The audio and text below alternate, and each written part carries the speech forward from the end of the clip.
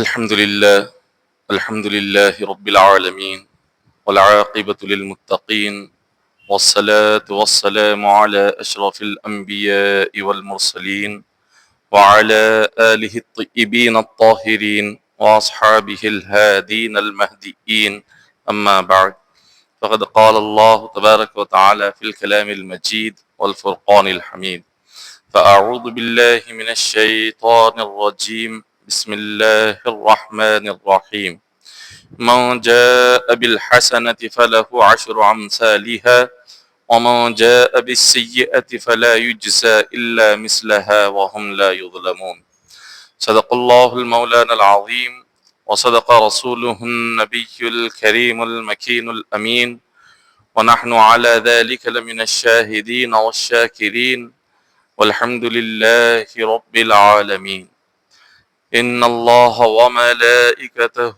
يصلون على النبي يا أيها الذين آمنوا صلوا عليه وسلموا تسليما اللهم صل على سيدنا محمد وعلى آل سيدنا محمد وبارك وسلم صلوا عليه صلاة وسلام عليك يا حبيبي يا رسول الله صلی اللہ تعالی علیہ وسلم۔ معزز سامعین اکرام، اللہ تبارک و تعالی اپنے کلام پاک میں سورہ انعام میں ارشاد فرما رہا ہے من جاء بالحسنۃ فلہ عشر امثالها، جو شخص اللہ کے لیے اگر ایک نیکی کرتا ہے، اللہ نے فرمایا اس ایک نیکی کے ثواب کو اپنے فضل و کرم سے 10 گنا بڑھا دیتا ہوں۔ اس ایک عبادت پر اسے 10 نیکیاں عطا فرماتا ہوں، اس کا ثواب 10 گنا بڑھا دیتا ہوں۔ اللہ تبارک و تعالی بندے کی نیکی وہ جو کر رہا ہے، اس کی نیکی کیا ہے مولا یہ نہیں دیکھتا، وہ کتنی بڑی نیکی کر رہا ہے، کتنی بڑی عبادت کر رہا ہے، اللہ تبارک و تعالی یہ نہیں دیکھتا۔ خالق کائنات جو دیکھتا ہے وہ یہ کہ بندہ کس نیت سے یہ نیکی کر رہا ہے۔ بندے کی جو نیت ہے وہ نیت جتنا اللہ کو راضی کرنے کے لیے ہوگی اتنا زیادہ اس کو ثواب ملے گا۔ نیت جتنی صحیح ہوگی، نیت جتنا اللہ کے لیے ہوگی، اتنا نیکیاں اس کی بڑھتی چلی جائے گی، چاہے وہ نیکی چھوٹی کیوں نہ کرے، عبادت چھوٹی کیوں نہ کرے۔ اللہ تبارک و تعالیٰ نے اتنا ذکر کر کے اب آگے اللہ نے فرمایا کہ اگر کوئی بندہ سچے دل سے صرف اور صرف اللہ کے لیے کوئی چھوٹی سی بھی عبادت کرتا ہے تو کم از کم 10 نیکیوں سے بڑھ کر اللہ 700 گنا تک نیکیاں اسے عطا فرماتا ہے۔ ایک چھوٹی سی عبادت پر 10 نیکیوں سے 700 گنا بڑھ کر۔ اب وہی بات جب گناہ کی آ گئی تو اللہ کا احسان دیکھیے، رب فرماتا ہے وَمَنْ جَاءَ بِالسَّيِّئَةِ فَلَا يُجْزَى إِلَّا مِثْلَهَا۔ رب نے فرمایا کہ جب کوئی میرا بندہ گناہ کرتا ہے تو اس کے گناہ پر، ایک گناہ پر اسے ایک ہی سزا عطا کرتا ہوں۔ یہاں اس نے نافرمانی کر لی، یہاں اس نے گناہ کیا، رب فرماتا ہے اگر ایک گناہ ہوا تو ایک ہی سزا اس کو دوں گا، اور ایک گناہ پر اس سے زیادہ سزا اسے عطا نہیں کروں گا، زیادہ عذاب اسے عطا نہیں کروں گا۔ اگر اللہ چاہتا تو بندے کے ایک گناہ پر اسے سزا بھی زیادہ دے سکتا تھا، بندے کے ایک گناہ پر اگر خدا چاہتا اسے عذاب بھی زیادہ دے سکتا تھا، مگر اس کا احسان یہ ہے کہ وہ فرماتا ہے کہ بندے تیرے ایک گناہ پر ایک ہی سزا عطا کروں گا، مگر ایک نیکی پر 10 سے لے کر 700 گنا زیادہ نیکی عطا فرماؤں گا۔ یہ اللہ تبارک و تعالیٰ کا بندوں پر خاص فضل و کرم ہے، یہ خاص احسان ہے۔ پھر رب نے فرمایا جب قیامت کا دن آئے گا، قیامت کے دن فَلَا يُجْزَى إِلَّا مِثْلَهَا وَهُمْ لَا يُظْلَمُونَ، قیامت کے دن کسی بندے کی نیکیوں میں اللہ تبارک و تعالیٰ کمی نہیں کرے گا. وہ انصاف کا دن ہے. ہر بندے کے ساتھ انصاف کا معاملہ اللہ فرمائے گا. نہ کسی کے گناہ سے بڑھ کر اسے عذاب دیا جائے گا, نہ کسی کی نیکیوں کو کم کر کے نہ اس پر ظلم کیا جائے گا. وہاں پر صرف انصاف ہوگا ہر بندے کے ساتھ. چھوٹی سی بھی نیکی کی ہوگی اللہ اس کے سامنے دکھائے گا, اور چھوٹا سا بھی گناہ کیا ہوگا اللہ اس کے سامنے لا کر دکھائے گا. ہر چیز اللہ صاف صاف کر کے بندوں کی آنکھوں کے سامنے رکھ دے گا. قیامت کا دن یہ اتنا انصاف والا دن ہوگا. حضرت ابو ہریرہ رضی اللہ تعالیٰ عنہ روایت کرتے ہیں, حضور علیہ الصلوۃ والسلام نے ارشاد فرمایا کہ جو کوئی بندہ مومن ماہ رمضان کے 30 روزے رکھنے کے بعد, ماہ رمضان کے بعد اگر وہ بندہ شوال کے 6 روزے وہ رکھ لیتا ہے, اللہ تبارک و تعالی اسے 1 سال کے روزوں کا ثواب عطا فرماتا ہے. مکمل 1 سال روزہ رکھنے کے برابر اس کے نامہ اعمال میں ثواب لکھ دیا جاتا ہے رمضان کے بعد 6 روزے رکھنے پر. کیونکہ اللہ نے قرآن پاک میں فرمایا ہے کہ تمہاری ایک نیکی پر کم از کم 10 گنا بڑھ کر ثواب عطا کروں گا. تو سال کے 360 دن ہوتے ہیں اور رمضان کے 30 روزے ہوتے ہیں. تو خدا نے جیسے فرمایا کہ ایک نیکی پر 30 بڑھ کر تمہیں 10 گنا بڑھ کر ثواب عطا کروں گا, تو 30 روزے رمضان کے رکھنے پر بندے کو 300 روزوں کا ثواب عطا کیا جاتا ہے. اور رمضان کے 6 روزے رکھنے پر اللہ تبارک و تعالیٰ 60 روزوں کا ثواب عطا فرماتا ہے. تو سال کے 360 دن ہو گئے. تو جو بندہ رمضان کے 30 روزے رکھ کے شوال کے 6 روزے رکھ لیا, اللہ تعالیٰ اسے 360 روزوں کا ثواب عطا فرماتا ہے. یہ اللہ تبارک و تعالیٰ کا احسان, یہ اللہ کا کرم اس امت پر خاص ہے. ایک حدیث پاک میں آقا علیہ الصلوۃ والسلام نے ارشاد فرمایا, ان اللہ خلق السماوات والارض فی 6 ایام.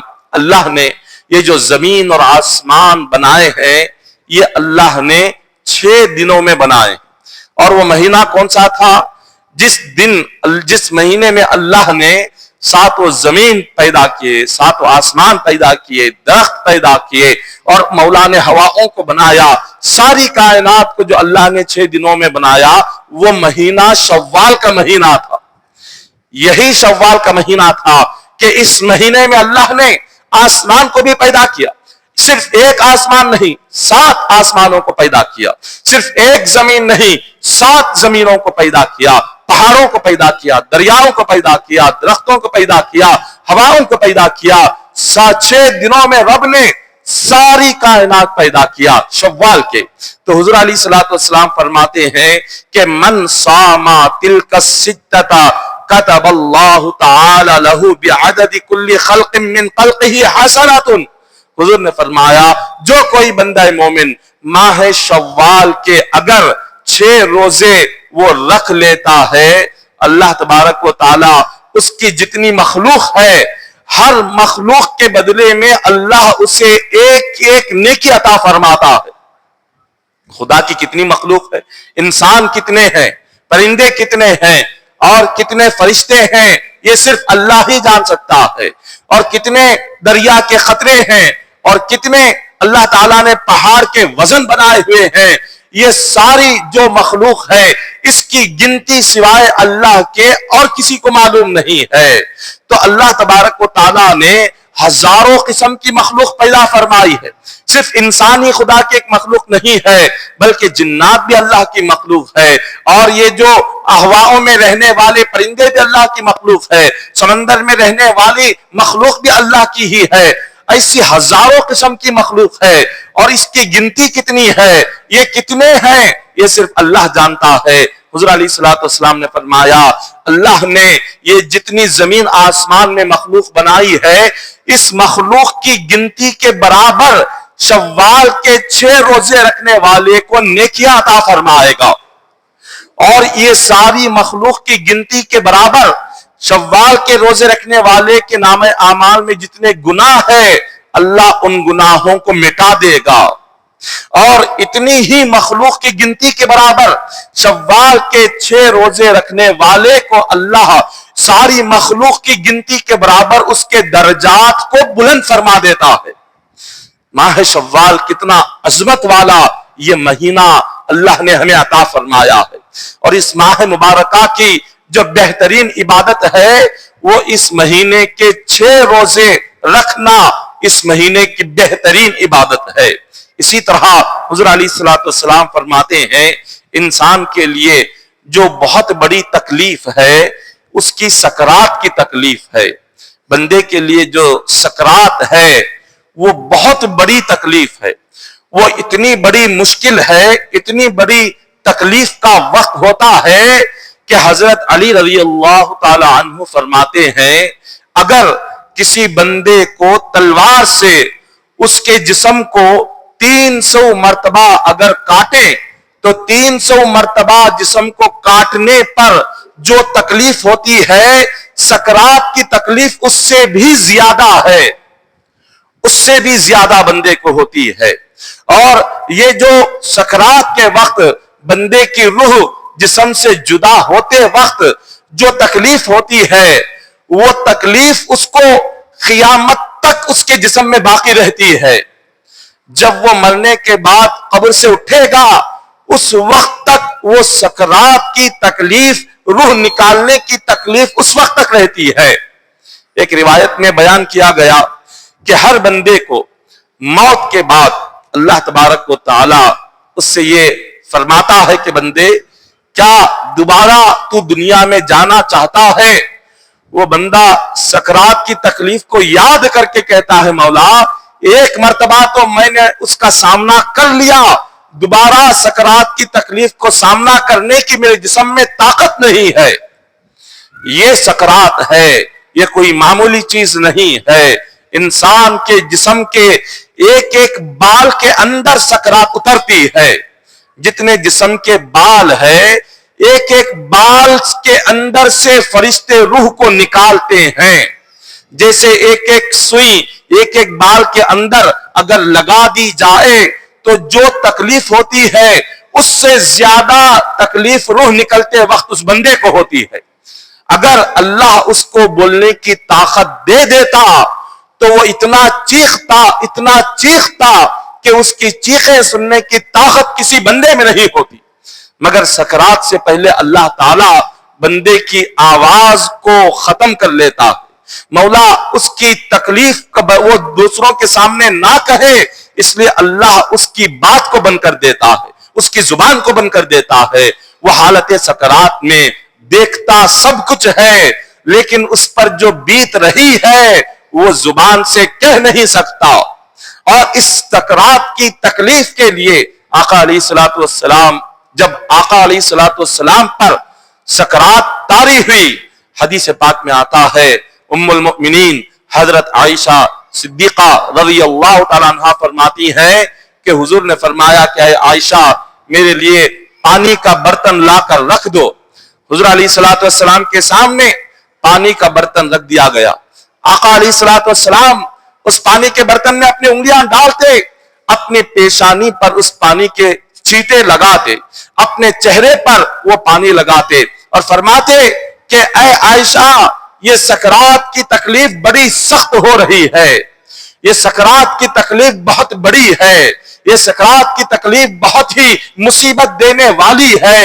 حضور علیہ الصلوۃ والسلام ساری امت کو بتا رہے تھے کہ یہ کتنا سخت ترین وقت ہوتا ہے، یہ کتنا سخت ترین مرحلہ ہوتا ہے، مگر آقا علیہ الصلوۃ والسلام نے فرمایا جو کوئی بندہ اس سکرات کی تکلیف سے خود کو اگر نجات دینا چاہتا ہے، وہ خود کو سکرات کی تکلیف سے بچانا چاہتا ہے تو آقا علیہ الصلوۃ والسلام نے فرمایا من صام هذه الستة حون اللہ علیہ سکرات الموت کشرب الماء البارد للعطشان۔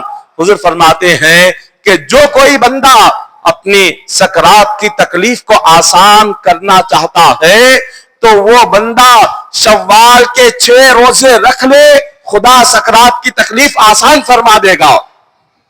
اس بندے کو सकरात के वक्त में वो जो आम लोगों को तकलीफ होगी वो तकलीफ उस बंदे को नहीं होगी और कितनी आसानी से मौत आएगी।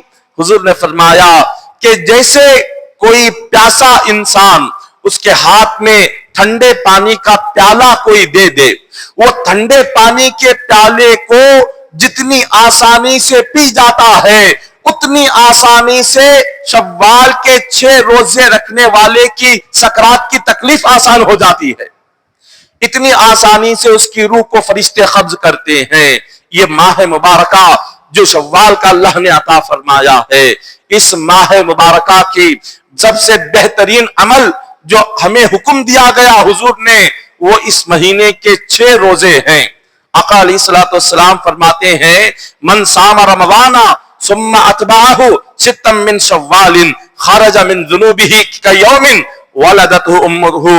जिसने रमजान के रोजे रखकर फिर उसके बाद शव्वाल के 6 रोजे रख लिए, अल्लाह उसे गुनाहों से ऐसे पाक कर देता है जैसे वो आज ही अपनी मां के पेट से पैदा हुआ है। अल्लाह इतना उस बंदे को गुनाहों से पाक व साफ फरमा देता है। हजरत सुफियान सौरी रहमतुल्लाहि ताला अलैह, इमाम आजम अबू हनीफा रहमतुल्लाहि ताला अलैह के जमाने के ये बहुत बड़े वली कामिल हैं और बहुत बड़े मुहद्दिस और बहुत बड़े फकी आलिम दीन है। हजरत सुफियान सौरी अलैहि रहमा फरमाते हैं कि वो 3 साल मुसलसिल मक्के मुकर्रमा में रहे, 3 साल तक मक्के मुकर्रमा में रहे। वहां जब आप 3 साल तक मक्का में खियाम आपका रहा तो उस दौरान आपकी मुलाकात एक शख्स से हुई, एक शख्स जो हर दिन आता था और आकर जोहर के वक्त में आपको सलाम करता था और आपसे हर दिन आकर वो मुलाकात करता था और आप काना काबा का तवाफ करते, वो शख्स आकर नमाज पढ़ता, नमाज पढ़ के जाते वक्त आपसे सलाम करके मुसाफा करके जाता था। हर दिन का उसका ये मामला था। तो वो शख्स हजरत सुफियान सौरी से बड़ी मोहब्बत करता था, इसलिए कि वो बहुत बड़े आलिम भी थे, सूफी भी थे, मुहद्दिस भी थे। तो जब वो शख्स आपसे आकर मिलने लगा तो सुफियान सौरी को भी उससे मोहब्बत होने लगी और वो शख्स एक दिन आया और कहने लगा कि हुजूर मैं बहुत बीमार हूं, मेरी तबीयत बहुत ही नाजुक हो चुकी है और मैंने ये इरादा किया है कि आप मेरी नजर में बहुत ही नेक इंसान, मेरी नजर में आप बहुत बड़े आलिम दीन है। मैं ये चाहता हूं कि जब मुझे सकरात तारी हो और अल्लाह ताला मुझे इस दुनिया से जब रुखसती अता करे तो आप अपने हाथों से मुझे गुस्ल दीजिए, क्योंकि अल्लाह वालों के हाथों से जब किसी मय्यत को गुस्ल दिया जाता है तो मौला उस नेक बंदे के गुस्ल की बरकत से गुनाहगार के गुनाह को माफ कर देता है।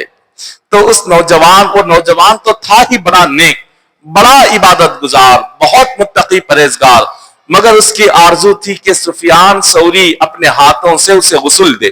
तो उसने कहा आप अपने हाथों से मुझे गुस्ल दीजिए, मुझे आप अपने हाथों से कफन पहनाइए और आप अपने हाथों से मुझे खबर में दफन फरमाइए, ये मेरी आरजू है, क्योंकि आप खुदा के नेक बंदे हैं, हो सकता है आपके सदक़े में अल्लाह मेरी मग़फ़िरत और बख्शिश फरमा दे। इतना कहकर वो शख्स चला गया और उसने अपना मकाम बताया कि वो किस मकाम पर रहता है, कहां वो उसका मकान कहां पर है। हज़रत सुफियान सौरी रहमतुल्लाहि तआला अलैह ने उसकी सारी बातें सुन ली। आप एक दिन उसके मकान पर पहुंचे तो देखा कि उस बंदे पर यकीनन सकरात तारी थी, वो बिल्कुल मौत के करीब था। उस बंदे ने हजरत सुफियान सौरी रहमतुल्लाहि तआला अलैह से कहा कि हुजूर जो मैंने आपसे कहा था मेरी बातों को आप अच्छी तरह से याद रखें और आप उस पर जरूर अमल करें। बस इतना कहा और उस नौजवान का इंतकाल हो गया। हजरत सुफियान सौरी रहमतुल्लाहि तआला अलैह को इंतकाल से पहले उस नौजवान ने कहा था कि जब मेरे कब्र की पहली रात आएगी सारे लोग चले जाएंगे, मगर आप मुझे तन्हा छोड़कर ना जाना, मेरी कब्र के पास ही बैठना और जब मुनकिर नकीर आकर खबर में मुझसे सवाल करे آپ قبر کے اوپر بیٹھ کر وہ جواب دہراتے رہنا. جب منکر نکر آ کر خبر میں مجھ سے سوال کریں گے کہ تیرا رب کون ہے، آپ میری قبر کے اوپر بیٹھ کر کہتے جانا کہ میرا رب ربی اللہ، کہ تیرا رب اللہ ہے. جب منکر نکر آ کر قبر میں سوال کرے تمہارا دین کیا ہے، آپ قبر کے اوپر بیٹھ کر کہتے جانا کہ میرا دین اسلام ہے. آپ کی آواز سن کر میں انہیں جواب دیتا جاؤں گا. جب انسان پر موت طاری ہو جاتی ہے، قبر میں رکھ دیا جاتا ہے، تو ایک طریقہ ہے کہ قبر پر اذان بھی کہی جاتی ہے. یہ اذان قبر پر کیوں کہی جاتی ہے؟ تاکہ جب منکر نکر اس بندے کے پاس آ جاتے ہیں، سارے لوگ جب دفنا کر چلے جاتے ہیں، حدیث پاک میں آتا ہے یسمع قرع نعالہم، کہ وہ جو میت ہے دفنا کر جانے والوں کے ان کے پیروں کی آہٹ کو وہ سنتا ہے. وہ جب 40 قدم چل کر چلے جاتے ہیں تو میت کے جسم میں روح آ جاتی ہے. اب وہ میت جو دفن کر کے واپس گئے ہیں ان کے قدموں کی آہٹ کو وہ میت سنتی ہے. اب اس کے بعد جب ملک الموت اور یہ فرشتے منکر نکیر جب آ جاتے ہیں، ان فرشتوں کو دیکھ کر جتنا بھی نیک انسان کیوں نہ ہو گھبرا جاتا ہے. وہ جتنا متقی کیوں نہ ہو، جتنا پرہیزگار کیوں نہ ہو، اور وہ جتنا بھی دنیا میں اچھا انسان کیوں نہ ہو، وہ خبر کی پہلی رات، خبر کا اندھیرا اور منکر نکیر کو دیکھ کر وہ گھبرا جاتا ہے.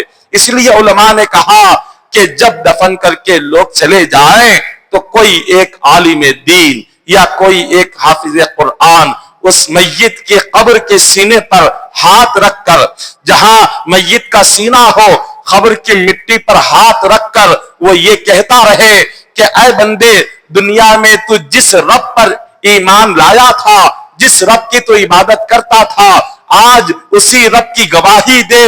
آج فرشتوں سے کہے کہ تیرا رب وہی اللہ ہے جس اللہ کی دنیا میں تو عبادت کرتا تھا.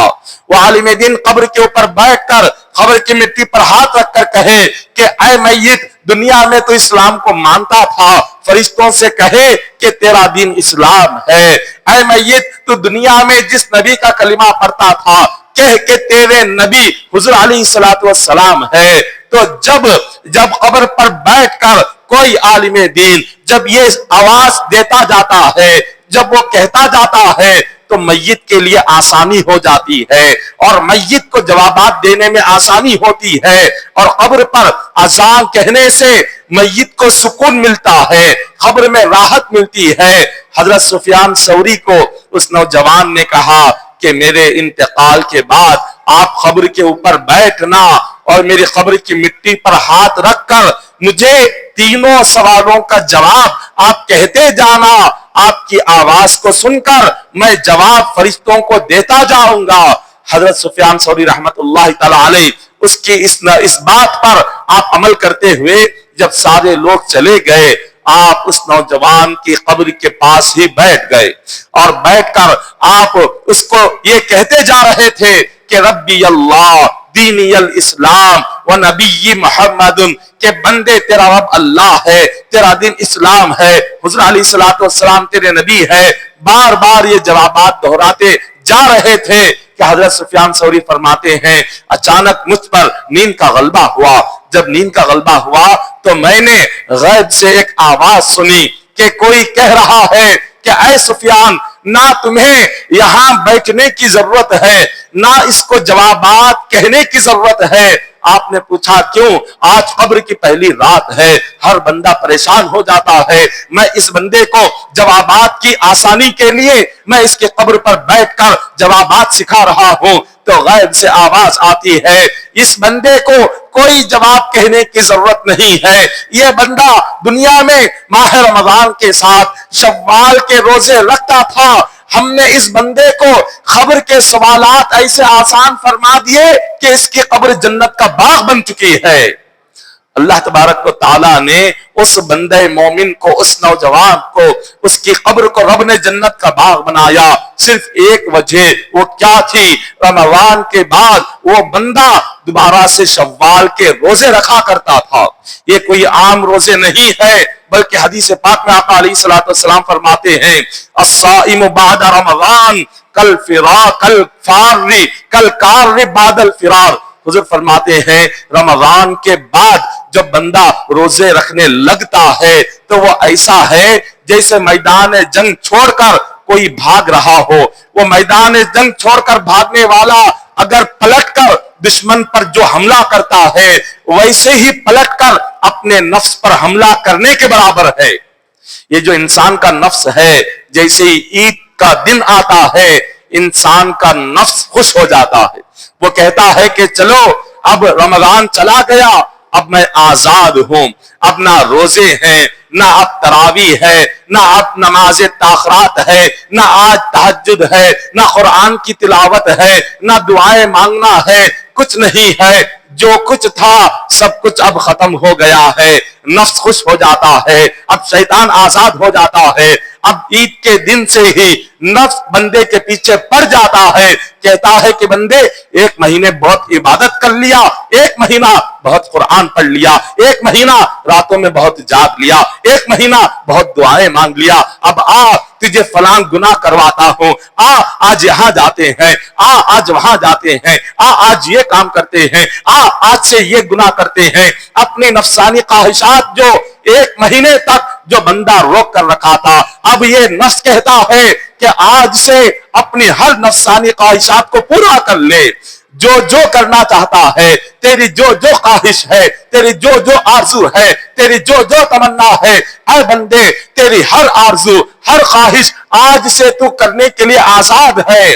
آج سے تو جو چاہے کر لے, کیونکہ رمضان چلا گیا ہے, اب عید آ گئی ہے, روزے ختم ہو گئے ہیں, تراویح بھی ہو چکی ہے, قرآن پڑھنا بھی نہیں ہے. لیکن جیسے ہی بندہ رمضان کی عید ہونے کے بعد وہ اس کے بعد دوبارہ شوال کے روزے رکھ لیتا ہے تو انسان کا جو نفس ہے, یہ نفس جو بہت خوش ہو گیا تھا عید کے دن, یہ دوبارہ پریشان ہو جاتا ہے, غمگین ہو جاتا ہے, رونے لگ جاتا ہے. یہ کہتا ہے میں نے تو سوچا تھا کہ اب سب کچھ ختم ہو گیا, یہ بندہ کیا دوبارہ سے روزہ رکھ رہا ہے, یہ پھر دوبارہ سے مسجد کو آ رہا ہے, یہ دوبارہ سے فرض نماز پڑھ رہا ہے, یہ فجر کو بھی آ رہا ہے. پھر نفس کی جو ہمت ہے, نفس کی جو طاقت ہے, نفس کی طاقت ٹوٹ جاتی ہے, اس کی ہمت ٹوٹ جاتی ہے. وہ گناہ کی طرف جو بلاتا تھا, جب بندہ رمضان کے بعد عید کے بعد پھر سے آ کر نماز کے لیے کھڑے ہو جاتا ہے, پھر سے آ کر روزہ رکھنے لگ جاتا ہے,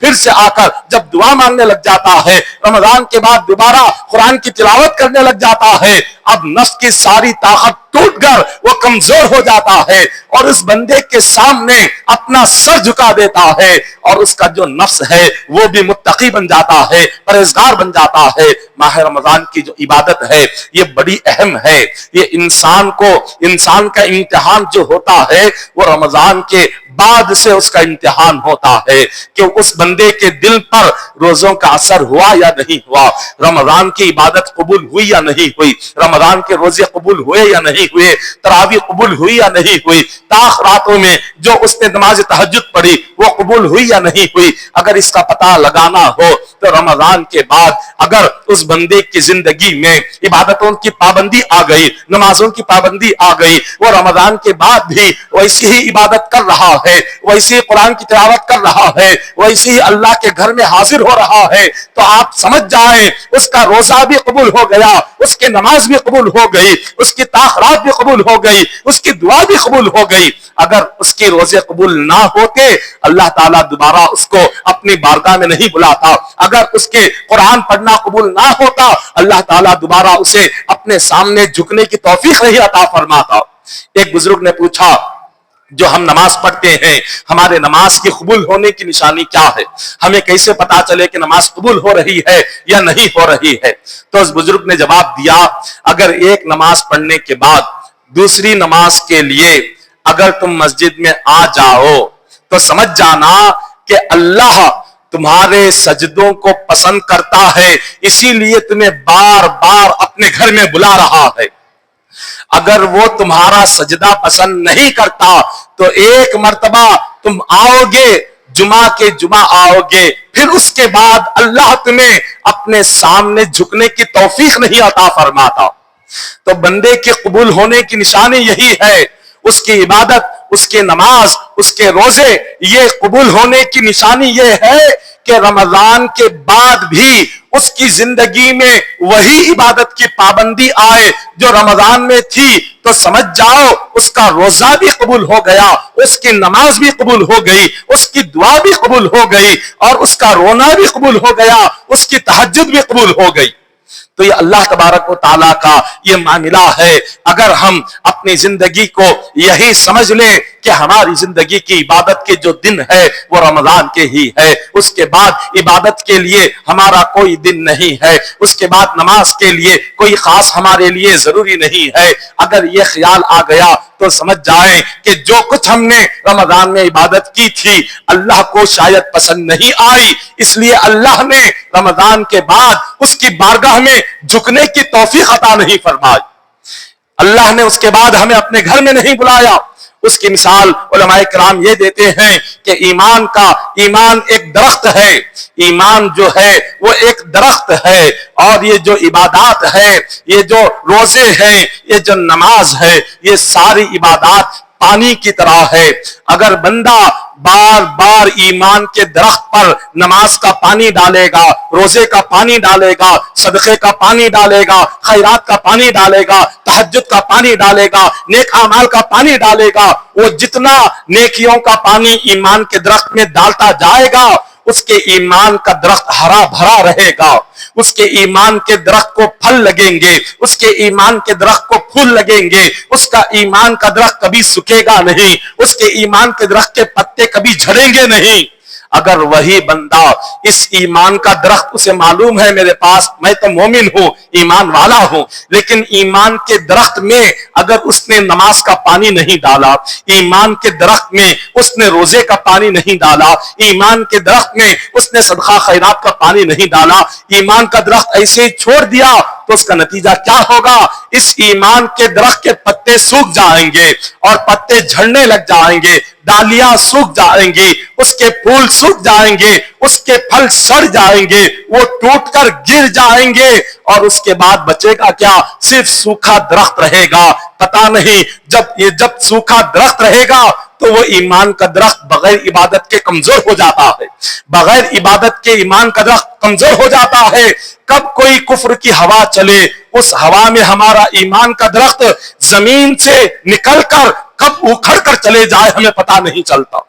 ہمارے ایمان کو مضبوط رکھنا ہو تو سب سے پہلے اپنی عبادتوں کو مضبوط رکھا کرے، اور اس عبادت کو مضبوط رکھنے کے لیے اللہ تبارک و تعالیٰ نے اور اس کے رسول نے حکم دیا کہ اے بندوں، جب شوال کا مہینہ آ جائے تمہارے لیے ضروری ہے کہ 6 روزے شوال کے رکھ لیا کرو، شوال کے 6 روزے رکھ لیا کرو۔ اور کیسے رکھا کرے؟ علماء کرام نے فرمایا کہ شوال کے روزے اگر رکھ رہے ہوں تو عید کے فوراً بعد شروع کرنا ضروری نہیں ہے، بلکہ شوال کے 30 دنوں میں جب بھی سہولت رہے اس وقت میں آپ یہ 6 روزے رکھ سکتے ہیں۔ بالکل ایک پیچھے ہی ایک ساتھ 6 روزے رکھنا ضروری نہیں ہے۔ ایک ہفتے میں 1 روزہ رکھ لیے، دوسرے ہفتے میں 2 روزے رکھ لیے، شوال کے تیسرے ہفتے میں 2 روزے رکھ لیے۔ اس طرح اپنی سہولت کے لحاظ سے شوال کے 30 دنوں میں 6 روزے مکمل کرنا، یہ حضور علیہ الصلوۃ والسلام کا حکم ہے۔ اور حضور نے فرمایا کہ جس نے رمضان کے بعد شوال کے 6 روزے رکھ لیے، اللہ تعالیٰ ان 6 روزوں پر 1 سال کے روزوں کا ثواب عطا فرماتا ہے۔ 1 سال کے روزوں کا ثواب۔ حضرت علی رضی اللہ تعالیٰ عنہ کے تعلق سے روایتوں میں آتا ہے، ایک دن حضرت فاطمہ الزہرا بیمار ہو گئی۔ جب وہ بیمار ہوئی حضرت علی رضی اللہ تعالیٰ عنہ ان کے پاس تشریف لائے اور فرمایا کہ فاطمہ بتاؤ تم کیا کھانا چاہتی ہو؟ جیسے بیماری کے وقت میں انسان کو کچھ چیزیں کھانے کی خواہش ہوتی ہے، تو حضرت علی رضی اللہ تعالیٰ عنہ نے فاطمہ الزہرا رضی اللہ تعالیٰ عنہ سے پوچھا اس بیماری کی حالت میں کیا کھانے کی خواہش ہو رہی ہے؟ فاطمہ الزہرا رضی اللہ تعالیٰ عنہا فرماتی ہیں اپنے شوہر سے کہ اے علی، مجھے انار کھانے کی خواہش پیدا ہو رہی ہے، انار کھانا چاہتی ہوں۔ حضرت علی رضی اللہ تعالیٰ عنہ سوچنے لگے کہ انار کہاں سے لے کر آؤں، کیونکہ حضرت علی رضی اللہ تعالیٰ عنہ کے پاس اتنی بھی رقم نہیں تھی کہ وہ جا کر انار خرید کر لائے۔ کیا صحابہ کرام کا دور تھا، کیسی غربت تھی! دیکھیے، حضور کے داماد ہے، حضور کے چچا زاد بھائی ہیں، اور اللہ تعالیٰ نے قرآن پاک میں آپ کی عظمتوں کو بیان فرمایا، حضور علیہ الصلوۃ والسلام نے آپ کی عظمتوں کو سووں حدیثیں بیان فرمائی، مگر کیا غریبی کا دور تھا، کیا غریبی تھی۔ حضرت علی رضی اللہ تعالیٰ عنہ سوچنے لگے کہ میرے پاس ایک درہم تو نہیں ہے، ایک درہم میں ایک انار اس دور میں ملتا تھا، اب کچھ بھی رقم نہیں، انار کیسے لاؤں؟ آپ نے حضرت فاطمہ الزہرا نے کہا کہ آپ تھوڑی دیر انتظار کریے۔ فاطمہ الزہرا کو گھر میں چھوڑ دیا، کہا کہ انتظار کرو، میں انار لے کر آتا۔ آپ گئے، جا کر آپ نے مزدوری کی، آپ نے مزدوری کر کے ایک درہم لیا، اور اس ایک درہم سے جا کر بازار سے ایک انار خرید لیا۔ اب انار خرید کے حضرت علی رضی اللہ تعالیٰ عنہ جب آ رہے تھے، اب اللہ کا امتحان دیکھیے، کیا امتحان ہوتا ہے کہ اتنی محنت کر کے، مزدوری کر کے اپنی بیوی کے لیے انار خرید کر لے جا رہے ہیں، راستے میں آپ نے ایک بیمار کو دیکھ لیا، ایک بیمار شخص لیٹا ہوا ہے۔ حضرت علی رضی اللہ تعالیٰ عنہ سے رہا نہیں گیا، قریب گئے، پوچھا اے اللہ کے بندے، تو بیمار ہے، بتا اس بیماری کے حالت میں کیا کھانا چاہتا ہے؟ اس بیمار نے کہا اے علی، 5 دن سے یہاں پڑا ہوا ہوں، کوئی آ کر میرا حال جاننے والا نہیں، کوئی آ کر مجھ سے میری طبیعت پوچھنے والا نہیں، تم کون ہو جو یہاں آئے ہو اور میرا حال پوچھ رہے ہو؟ حضرت علی نے فرمایا میں داماد رسول ہوں، میرا نام علی ہے، اور میرے دل سے یہ رہا نہیں گیا، جب میں نے دیکھا کہ تو بیمار پڑا ہوا ہے، میرے دل نے چاہا پہلے آ کر تیری طبیعت کو جانوں، تیرا مزاج جانوں، اور بعد میں اپنا کام پورا کروں۔ اس نے کہا کہ اے علی، اب اس بیماری کی حالت میں 5 دن سے بھوکا ہوں، بس ایک دل میں خواہش ہے کہ کوئی لا کر ایک انار مجھے کھلا دے۔ امتحان اللہ کا دیکھیے کیا امتحان تھا۔ وہاں فاطمہ الزہرا کو ایک انار کھانے کی خواہش ہے، یہاں اس بوڑھے شخص کو، بیمار کو، فقیر کو ایک انار کھانے کی خواہش ہو رہی ہے۔ حضرت علی نے سوچا کہ کیا کریں، اگر اس بیمار کو انار کھلاتے ہیں، فاطمہ الزہرا رضی اللہ تعالی عنہا آپ کی خواہش ادھوری رہ جاتی ہے، اگر اس کو نہیں کھلاتے تو اللہ رسول کا فرمان ہے وَأَمَّا السَّائِلَ فَلَا تَنْهَرْ، اللہ رسول کا فرمان کہ جو بھی شخص تم سے آ کر کچھ مانگے اس کو خالی ہاتھ جانے مت دیا کرو۔ یہ اللہ کا بھی فرمان ہے، رسول کا بھی فرمان ہے۔ کیا کریں، ایک طرف بیوی کی خواہش ہے اور دوسری طرف اللہ رسول کا حکم ہے۔ حضرت علی رضی اللہ تعالیٰ عنہ نے اللہ رسول کے حکم کو اپنایا، بیوی کی خواہش کو قربان کر دیا۔ آپ نے اس انار کو توڑا اپنے ہاتھوں سے، اس بوڑھے کو قریب بلایا، اپنے ہاتھوں سے ایک انار آپ نے اس کو کھلا دیا۔ جب اس نے ایک انار کھا لیا، اس نے دعا دی۔ حضرت علی رضی اللہ تعالیٰ عنہ اب وہاں سے اپنے گھر واپس تشریف لائے، بہت غمگین تھے، بہت افسوس کر رہے تھے کہ آپ نے فاطمہ الزہرا کی ایک خواہش کو پورا نہیں کیا۔ اب افسوس کرتے ہوئے گھر پر آئے۔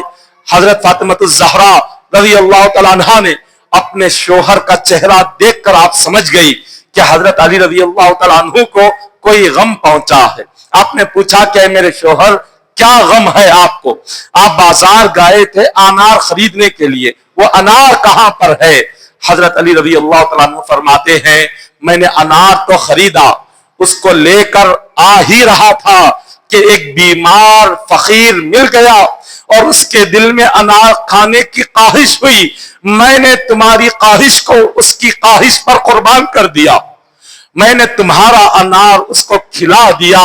حضرت فاطمہ الزہرا مسکراتی ہیں، مسکرا کر جواب دیتی ہیں اے علی، آپ اس بات سے غمگین ہیں کہ آپ نے میری خواہش کو پورا نہیں کیا۔ حضرت علی فرماتے ہیں کہ ہاں، غم اسی بات کا ہے آپ کی خواہش پورا نہیں کر سکا۔ فاطمہ الزہرا فرماتی ہیں کہ جس وقت آپ اس فقیر کو کھلا رہے تھے اللہ نے میرے دل سے انار کی خواہش ختم کر دی تھی۔ جو انار کھانے کی خواہش تھی جیسے جیسے فقیر کھاتا جا رہا تھا میرے دل سے انار کی خواہش ختم ہوتی جا رہی تھی، میرے دل سے انار کی تمنا اور آرزو ختم ہو گئی۔ مجھے ایسے لگا کہ آپ اس کو نہیں آپ مجھے کھلا رہے ہیں، آپ مجھے کھلا رہے ہیں۔ اور گھر میں آ کر جب حضرت علی نے دیکھا تو حیرت زدہ رہ گئے۔ جب گھر سے باہر نکلے تھے فاطمہ الزہرا بیمار تھی، کمزور تھی، چل نہیں سکتی تھی۔ جب واپس آئے تو دیکھا صحت مند ہے، تندرست ہے، چل رہی ہے۔ آپ نے پوچھا کہ فاطمہ یہ کیا ہو گیا؟ جب میں چھوڑ کر گیا تھا تو اس وقت میں تم بیمار تھی، یہ آج جیسے ہی آ گیا بیماری کہاں چلی گئی؟ یہ صحت کہاں سے آ گئی؟ تندرستی کہاں سے آ گئی؟ حضرت فاطمہ فرماتی ہیں آپ نے اس بیمار کو، فقیر کو جو ایک انار صدقہ کیا، اس صدقے کی برکت سے اللہ نے بیماری کو شفا عطا فرما دیا۔ صدقہ کیا ہے؟ یہ جو صدقہ ہے جب بندہ سچے دل سے کرتا ہے دنیا کی ہر بیماری جس کا کوئی علاج نہیں اس کا علاج صدقہ ہے۔ صدقے میں اللہ نے کئی سو بیماریوں کی شفا رکھی ہے۔ حضور نے فرمایا جب کوئی تم میں بیمار ہو جائے اپنے بیماروں کا علاج بعد میں کرو، بیماروں کو دوا بعد میں کھلاؤ، پہلے بیمار کے نام سے صدقہ کرو۔ صدقہ ہر قسم کی بیماری کو ٹال دیتا ہے، صدقہ ہر قسم کی بلا کو ٹال دیتا ہے، صدقہ ہر قسم کی آفت کو ٹال دیتا ہے۔ اور اس کے بعد حضرت علی ابھی یہ بات کر رہے تھے، اتنے میں ایک شخص نے دروازہ کھٹکھٹایا۔ حضرت علی نے دروازہ کھولا تو دیکھا حضور کے صحابی حضرت سلمان فارسی رضی اللہ تعالیٰ عنہ دروازے کے باہر ہے۔ حضرت علی نے انہیں اندر آنے کے لیے کہا، وہ اندر آئے تو حضرت علی کیا دیکھتے ہیں؟ ان کے ہاتھ میں ایک بڑا سا طبق ہے اور اس طبق پر ایک ریشمی رومال ڈالا ہوا ہے۔ آپ نے اس ریشمی رومال کو ہٹایا تو دیکھا کہ اس کے اندر انار موجود ہے۔ آپ نے پوچھا کہ یہ انار کہاں سے آئے؟ سلمان فارسی فرماتے ہیں حضور نے مجھے حکم دیا کہ تمہیں لے جاؤں، تمہیں انار کھلاؤں۔ حضرت علی نے دیکھا، گنا، اس برتن میں 9 انار تھے۔ حضرت علی نے فرمایا یہ میرے نہیں ہو سکتے، یہ میرے نہیں ہے، واپس لے کر جاؤ۔ سلمان فارسی نے کہا کہ حضور نے نام لے کر کہا کہ یہ علی کے ہیں، لے جاؤ، علی کو دے دو، لیکن آپ کہہ رہے ہیں کہ میرے نہیں ہے، یہ کیسی بات ہے؟ حضرت علی فرماتے ہیں اللہ نے قرآن پاک میں وعدہ کیا ہے کہ جو میری راہ میں ایک دے گا میں اسے 10 عطا کروں گا۔ یہاں 9 ہے، کیا تمہاری بات کو مانوں یا اللہ کی بات کو مانوں؟ اللہ کا تو وعدہ ہے۔ حضرت سلمان فارسی مسکرانے لگے۔ آپ نے اپنی آستین میں ایک انار چھپا لیا تھا، اس ایک انار کو نکال کر کہا کہ علی میں تمہارا امتحان لے رہا تھا، اللہ پر تمہارا یقین کتنا مضبوط ہے، تمہارا ایمان کتنا مضبوط ہے، میں امتحان لے رہا تھا۔ یقیناً حضور نے 10 انار ہی دے کر بھیجے تھے، میں نے چھپا لیا دیکھوں کہ خدا کی ذات پر تمہارا یقین کتنا مضبوط ہے۔ حضرت علی فرماتے ہیں دنیا کی ہر بات جھوٹی ہو سکتی ہے، رب نے قرآن پاک میں فرمایا، سورہ انعام ہے، من جاء بالحسنۃ فلہ عشر امثالھا ومن جاء بالسیئۃ فلا یجزی الا مثلھا وہم لا یظلمون۔ رب نے فرمایا کہ بندے اگر میری ذات پر بھروسہ کر کے، اگر تم میرے اوپر یقین کر کے میری راہ میں اگر ایک چیز خیرات کرے گا اس کے بدلے میں تجھے 10 عطا کروں گا، تجھے 10 عطا کروں گا۔ اس کے لیے ضروری کیا ہے؟ خدا کی ذات پر یقین ہونا ضروری ہے، خدا کی ذات پر بھروسہ ہونا ضروری ہے۔ آج ہم اللہ کی راہ میں خیرات اور صدقہ کرتے تو ہیں مگر اللہ کی ذات پر جو یقین ہونا ہے وہ یقین کمزور ہو رہا ہے، خدا کی ذات پر جو بھروسہ ہونا ہے یہ بھروسہ دن بدن کمزور ہوتا جا رہا ہے۔ آج ایک انسان دوسرے انسان پر بھروسہ کرتا ہے, دوسرے پر یقین کرتا ہے. آج کافر پر ہم یقین کرتے ہیں, کافر کی بات پر بھروسہ کرتے ہیں, لیکن اللہ رسول کی بات پر نہ ہمیں یقین ہے نہ ہمیں بھروسہ ہے.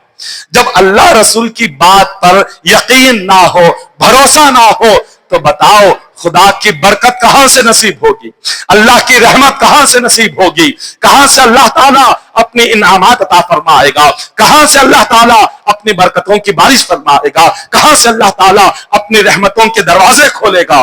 سب سے پہلے یقین مضبوط ہونا چاہیے. حضرت عبداللہ بن مبارک رحمت اللہ تعالی علیہ, آپ کی سیرت میں بیان کیا گیا, حضرت عبداللہ بن مبارک ایک سال حج کو گئے, حج کو تشریف لے گئے, اور جب آپ نے کعبۃ اللہ کا طواف کیا, حج مکمل کیا, بعد حج کے آپ تھوڑی دیر لیٹ گئے کعبۃ اللہ کے صحن میں. خواب میں حضور علیہ الصلوۃ والسلام کی زیارت نصیب ہوئی. آقا علیہ الصلوۃ والسلام نے ارشاد فرمایا, اے عبداللہ بن مبارک, جیسی تمہارا حج مکمل ہو جائے, حج مکمل ہونے کے بعد سیدھے بغداد جانا, اور بغداد میں ایک شخص ہے بہرام جس کا نام ہے, اور یہ کافر مشرک, یہ کون تھا؟ آگ کی عبادت کرنے والا, آگ کی عبادت کرنے والا, آگ کو خدا ماننے والا, جس کو مجوسی پارسی کہتے ہیں, جو مشرک ہے, کافر ہے. حضور نے فرمایا بغداد جاؤ, وہ فلاں محلے میں رہتا ہے, فلاں گلی میں رہتا ہے, اس کا مکان یہاں پر ہے, جا کر اس کو کہنا کہ نبی نے تمہیں سلام بھیجا ہے, کہنا کہ میں نے اس کو سلام بھیجا ہے, اور اس سے کہنا کہ اللہ تم سے راضی ہو گیا, اللہ تم سے راضی ہو گیا. حضرت عبداللہ بن مبارک جیسے آپ نے خواب دیکھا, آنکھ کھل گئی, آپ نیند سے بیدار ہوئے. آپ نے سوچا شاید یہ میرا وسوسہ ہے یا میرا کوئی گمان ہے, میرا وہم ہے. یہ سوچ کر دوبارہ کعبے کا طواف کیا, سو گئے. جیسے ہی سو گئے, پھر خواب میں حضور کی زیارت ہوئی. حضور نے فرمایا جاؤ بہرام مجوسی کو جا کر میرا سلام کہو, اور اس سے کہو کہ اللہ تم سے راضی ہو گیا. دوسری مرتبہ خواب آیا, پھر جاگ گئے, سوچا شاید میرا وہم ہوگا, پھر سو گئے. تیسری مرتبہ خواب آیا, فرماتے ہیں مسلسل 3 مرتبہ حضور خواب میں آئے. تینوں مرتبہ حضور نے فرمایا کہ جاؤ اس کو میرا سلام کہو, اور اس سے کہو کہ اللہ تم سے راضی ہو گیا, اور اس سے کہو کہ تم اپنی زندگی آج سے, اب سے شروعات کرو. اس سے پہلے جو گناہ ہوئے اللہ نے سارے گناہ معاف فرما دیے. حضرت عبداللہ بن مبارک پریشان ہوئے, سوچا ایک مجوسی آگ کی عبادت کرنے والا, اس پر رسول کا اتنا کرم کہ حضور سلام بھیج رہے ہیں, اللہ کا اتنا کرم, اللہ اس سے راضی ہو گیا اور اس کے گناہ معاف کر دیا. آخر وہ کیا ہے بندہ, وہ کون ہے, جا کر میں دیکھوں تو صحیح. حضرت عبداللہ بن مبارک رحمت اللہ تعالی علیہ, آپ نے حج ہوتے ہی سیدھے بغداد آئے. بغداد میں حضور نے جس محلے کو کہا اس محلے میں گئے, اس مکان کے پاس گئے. وہاں پر ایک بوڑھا تھا, اس سے پوچھا بہرام نامی مجوسی کون ہے یہاں پر؟ اس نے کہا میں ہی بہرام نامی مجوسی ہوں. آپ نے جب اس کو دیکھا آپ دنگ رہ گئے. آپ نے پوچھا اے بندے, میں تجھ سے ایک سوال کرنا چاہتا ہوں, بتا زندگی میں تیرا کون سا نیک عمل ہے, تو کیا کرتا تھا, تیرا کیا کام ہے, تیرا نیکی کیا ہے, تیرا عمل کیا ہے, میں جاننا چاہتا ہوں تیری عبادت کیا ہے. اس نے کہا میں نہ مسلمان ہوں, نہ میں قرآن پڑھتا ہوں, نہ نماز پڑھتا ہوں, میں تو آگ کی عبادت کرنے والا کافر اور مشرک ہوں. آپ مجھ سے یہ کیوں پوچھ رہے ہیں؟ آپ نے فرمایا یہ میں بعد میں کہوں گا, پہلے یہ بتا تیری زندگی کا کوئی نیک عمل ہو جو تو نے کیا ہو, میں اس نیک عمل کو سننا چاہتا ہوں. اس نے کہا نیک عمل تو کچھ نہیں, بس ایک رات کا معاملہ ہے کہ ایک رات میں اپنے گھر اپنے چراغ کو بجھا کر سویا ہوا تھا کہ ایک خاتون آئی. اس خاتون نے آ کر کہا کہ میرے گھر کا چراغ بجھ گیا ہے, میں چاہتی ہوں کہ آپ اپنے چراغ سے میرا چراغ جلا کر مجھے دے دیں. میں نے اس خاتون کو اپنے چراغ سے روشنی دے دی. وہ خاتون چلی گئی. تھوڑی دیر کے بعد دوبارہ وہ خاتون آئی, کہا کہ وہ چراغ کی روشنی بجھ گئی, دوبارہ سے چراغ جلا کر دے. میں نے دوبارہ سے چراغ جلایا, وہ چراغ لے کر چلی گئی اور تھوڑی دیر کے بعد دوبارہ آئی, کہا کہ وہ چراغ بھی بجھ گیا, اب مجھے تیسرا چراغ جلا کر دے. میں نے تیسرا چراغ جلا کر دے دیا اور ساتھ ہی ساتھ یہ سوچا شاید یہ کوئی جاسوس ہو, میری دشمن ہو, یہاں میرے مکان کی جاسوسی کرنے آئی ہو, چلو جا کر اس کا پیچھا کرتے ہیں, دیکھتے ہیں یہ بار بار میرے مکان پر کیوں آ رہی ہے.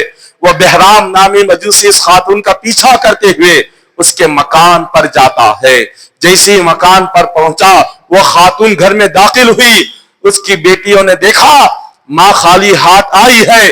4 بیٹیاں تھی, والد کا انتقال ہو چکا تھا, بڑے تنگدست تھے, بیٹے کہہ رہے تھے اور اپنی ماں سے رو رو کر بچیاں کہہ رہی ہیں کہ اے ہماری والدہ, ہم نے سوچا تھا کہ تو ہمارے پڑوسی کے پاس جا کر ہمارے لیے کچھ کھانے کی چیزیں لے کر آئے گی, کچھ پینے کی چیزیں لے کر آئے گی, مگر تم نے 3 مرتبہ گئی اور 3 مرتبہ خالی ہاتھ آ گئی.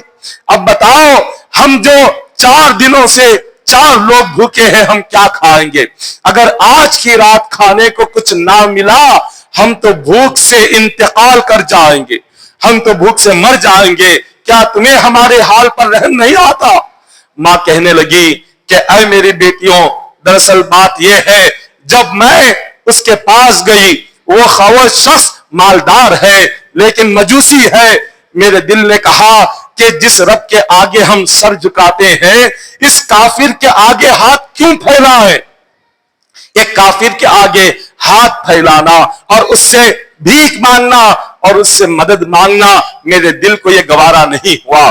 میں 3 مرتبہ گئی, میرا ایمان اس بات کو پسند نہیں کیا, میرا دل اس بات کو پسند نہیں کیا کہ میں رب کے سوا رب کو چھوڑ کر اس کافر کے آگے ہاتھ پھیلاؤں, اس کافر سے مدد مانگوں, اس سے کھانا مانگوں.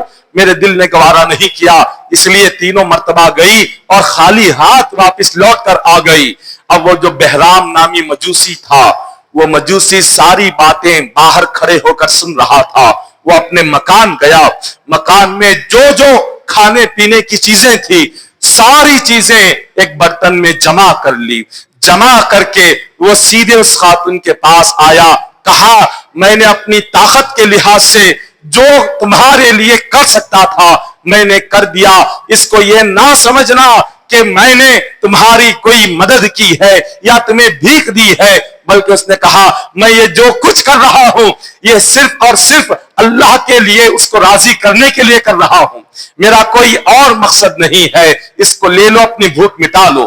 اتنا کہا وہ چلا گیا. حضرت عبداللہ بن مبارک فرماتے ہیں اے اللہ کے بندے, یہ ایک رات یہ 4 بھوکوں کو کھلانا اللہ کو اتنا پسند آ گیا کہ خدا نے مجھے پیغام بھیجا ہے کہ اللہ تعالیٰ تیری پچھلی زندگی کے سارے گناہوں کو معاف کر دیا, اور نبی نے تجھے سلام بھیجا اور رب کہتا ہے کہ وہ رب تجھ سے راضی ہو گیا ہے.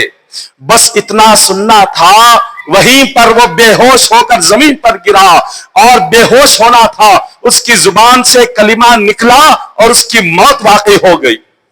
حضرت عبداللہ بن مبارک فرماتے ہیں یہاں موت ہوئی, آپ نے اس کو دفن کیا, کفن دیا, نماز جنازہ پڑھائی. خواب میں آپ نے دیکھا کہ وہ جنت کے باغوں میں ٹہل رہا ہے, جنت کے باغوں میں گھوم رہا ہے. آپ نے اپنے ساتھیوں سے کہا کہ اے ساتھیوں, اللہ کی راہ میں اور اللہ نے جتنا دیا ہوا ہے اس خیرات اور صدقے کو زندگی بھر کرتے رہو. ایک کافر کو, ایک مشرک کو اللہ نے ایمان کی دولت عطا فرمائی صرف 4 بھوکوں کو کھلانے کی برکت سے. اگر کوئی مومن بندہ اپنی زندگی میں بھوکوں کو کھلانے کی عادت بنا لے, پیاسوں کو پلانے کی عادت بنا لے, یقیناً اللہ تبارک و تعالی اسے دنیا میں بھی نعمتیں عطا کرے گا, خبر بھی جنت بنائے گا, قیامت بھی جنت عطا فرمائے گا. تو یہ تمام باتیں یہ کیا تھی؟ اللہ تبارک و تعالیٰ نے جو 1 مہینہ رمضان کا ہمیں عطا کیا تھا کہ جس مہینے میں صدقہ بھی ہوتا تھا, خیرات بھی ہوتی تھی, روزے بھی ہوتے تھے, نمازیں بھی ہوتی تھی, تہجد بھی ہوتی تھی. اب رمضان جانے کے بعد صدقہ بھی ہم بند کر دیتے ہیں, خیرات بھی روک دیتے ہیں, مسجدیں ویران کر دیتے ہیں، روزے بھی روک دیتے ہیں، تہجدیں بھی جاتی ہے۔ یہ بالکل غلط طریقہ ہے۔ رمضان آیا تھا سکھانے کے لیے کہ ایک سال کیسے رہنا ہے، وہ سکھا کر چلا گیا۔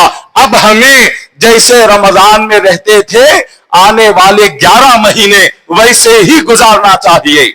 صدقات خیرات کا سلسلہ جاری رکھے جو رمضان میں تھا، رمضان کے بعد بھی صدقات خیرات کا سلسلہ جاری رہنا چاہیے۔ رمضان سے پہلے فرض روزے رکھتے تھے، رمضان کے بعد ہر پیر کے دن نفل روزے رکھے کرے۔ حضور کی یہ سنت مبارکہ ہے، ہر پیر کو حضور نفل روزہ رکھتے تھے۔ تو رمضان کے ایک مہینے کی روزے کی برکت اگر حاصل کرنا ہے، سال بھر ہر پیر کے دن کا روزہ رکھا کرے۔ اور اس کے علاوہ تو تہجد ہے، نماز تہجد ہر دن نہیں پڑھ سکتے، کم از کم جمعہ کی رات اٹھ کر پڑھے۔ جمعہ کی رات 8 دن میں 1 مرتبہ تو پڑھنے کی عادت ڈالے، یا 2 مرتبہ پڑھنے کی عادت ڈالے، 5 منٹ کیوں نہ ہو اس کو پڑھنے کی عادت ڈالتے رہے۔ جو سلسلہ رمضان میں 1 مہینہ ہم نے کیا، اس سلسلے کو دوبارہ زندہ کرنا ہے، وہ سلسلہ دوبارہ زندہ ہونا ہے۔ وہ نمازوں کی پابندی پھر سے آنی ہے، وہ روزوں کی نفل روزوں کی پابندی آنی ہے، تہجد کی پابندی آنی ہے، صدقہ و خیرات کا سلسلہ دوبارہ جاری ہونا ہے۔ تو دوبارہ سے ہمیں وہی چیزیں ہماری زندگی میں پیدا ہونی ہے۔ عید کے بعد انسان ہر بندہ مومن یہ سمجھتا ہے ہم آزاد ہو گئے۔ وہاں آزاد ہونے پر شیطان اتنا خوش نہیں ہوتا جتنا عید آنے پر ہم رمضان جانے پر خوش ہو جاتے ہیں۔ یہ غلط طریقہ ہے۔ ہمارے لیے کیا ہونا چاہیے؟ ہمارے لیے عید کے دن سے دوبارہ رمضان آنے کی تیاری شروع ہونی چاہیے۔ دوبارہ رمضان کی تیاری عید کے دن سے ہمیں شروع کرنی چاہیے۔ عید کے دن سے دوبارہ نمازوں کی پابندی شروع ہونی چاہیے۔ آپ غور کریں، جس مسجد میں ہم رمضان میں جو بھری ہوئی مسجد نظر آتی تھی، رمضان کے بعد جب وہ مسجد خالی نظر آنے لگے تو سوچیں اس مسجد پر کیا بیتتی ہوگی، اللہ کے گھر پر کیا بیتتی ہے کہ جب اس کا کلمہ پڑھنے والے اور اس کے آگے سر جھکانے والے، جب 1 مہینہ کہیں پر جگہ خالی نظر نہیں آتی تھی، اب اس کے بعد جہاں دیکھے خالی ہی خالی مسجد نظر آ رہی ہے، صرف 2 صفیں 3 صفیں مسجد کی، اور سارا محلہ کلمہ پڑھنے والا، سارا محلہ مسلمان، سارا محلہ حضور کا امتی، سارے حضور سے محبت کرنے والے، قرآن پڑھنے والے، اور صرف مسجد میں 2-3 صفیں۔ یہ کیا معاملہ ہے؟ ایمان کیا رمضان کی حد تک مسلمان تھے؟ اب ایمان رمضان کے ساتھ کیا ایمان بھی چلا گیا؟ کیا رمضان کے ساتھ ایمان کو بھی الوداع کر دیا؟ کیا رمضان کے ساتھ کلمہ بھی الوداع ہو گیا؟ کیا رمضان کے ساتھ قرآن بھی الوداع ہو گیا؟ کیا رمضان کے ساتھ نیکیاں بھی الوداع ہو گئی؟ ہرگز نہیں۔ مومن تو وہ ہوتا ہے جب تک اس پر سکرات طاری نہیں ہوتی تب تک مومن اللہ کی عبادت کو نہیں چھوڑتا۔ جب اس پر سکرات آتی ہے تبھی مومن کو اس کی نماز سے، عبادتوں سے اللہ رخصت عطا فرماتا ہے، اس سے پہلے اس کے لیے کبھی رخصت نہیں ہے۔ رخصت کب ہے؟ جب دنیا سے الوداع کہیں گے تبھی نماز الوداع ہوگی، تب دنیا سے الوداع کہیں گے تبھی قرآن سے الوداع ہوگا، جب دنیا سے الوداع کہیں گے تبھی صدقہ و خیرات سے الوداع ہوگا۔ جب تک سانس چلتی رہے گی اس وقت تک بندے پر واجب ہے، ضروری ہے اللہ کی عبادت میں لگے رہنا۔ یہ بہت ضروری ہے، اس کو استقامت کہتے ہیں۔ استقامت یہ کرامت سے بڑھ کر ہے۔ کرامت انسان 1-2 مرتبہ دکھائے گا پھر ختم ہو جائے گا، مگر 5 وقت اللہ کے گھر میں آنا زندگی بھر، اس سے بڑی کوئی کرامت نہیں ہے۔ یہ کرامت سے بڑھ کر ہے، یہ کرامت سے بڑھ کر ہے ہر دن 5 وقتہ نماز اللہ کے گھر میں آ کر ادا کرنا۔ دعا ہے کہ اللہ تعالی ہم تمام کو ماہ رمضان کے بعد بھی نمازوں کی پابندی کرنے کی توفیق عطا فرمائے۔ مولا ہم تمام کو رمضان کے بعد بھی عبادتوں کا پابند بنائے، شوال کے نفل روزے رکھنے کی توفیق عطا فرمائے۔ ہم تمام کے اللہ تبارک و تعالی جائز دعاؤں کو، حاجتوں کو قبول فرمائے، ایمان پر خاتمہ نصیب فرمائے، عذاب قبر سے نجات عطا فرمائے، عذاب جہنم سے مولا ہمیں نجات عطا فرما۔ ہم تمام کی نماز جمعہ پڑھنے کو قبول فرما۔ ہمارے نماز جمعہ کی حاضری کو قبول فرما، نماز جمعہ کے صدقے میں ہم تمام کے صغیرہ کبیرہ گناہوں کی مغفرت و بخشش فرما۔ ان اللہ و ملائکتہ یصلون علی النبی یا ایھا الذین آمنوا صلوا علیہ وسلموا تسلیما۔ اللهم صل علی سیدنا محمد وعلى آل سیدنا محمد وبارک وسلم صلوا علیہ صلاۃ وسلام علیک یا حبیبی یا رسول اللہ صلی اللہ تعالی علیہ وسلم۔ حسبنا اللہ حسبنا اللہ حسبنا اللہ نعم الوکیل نعم المولا ونعم النصیر۔ سبحان ربک رب العزة عما یصفون وسلام علی المرسلین والحمد للہ رب العالمین۔